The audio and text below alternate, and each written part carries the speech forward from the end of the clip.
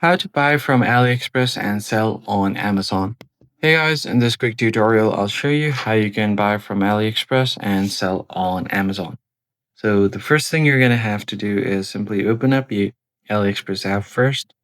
Then you can browse through the products that are reliable and find reliable sellers and fast shipping products.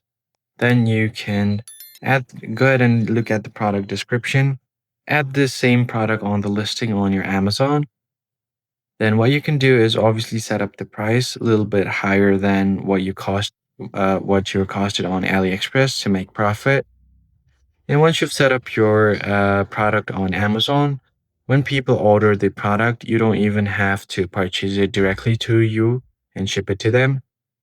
You could just drop ship. So you can just go ahead and take their address, order the product on AliExpress, and then directly send it to their address.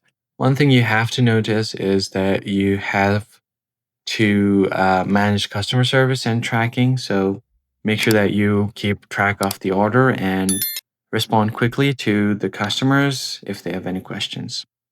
That's basically how you can buy from AliExpress and sell on Amazon.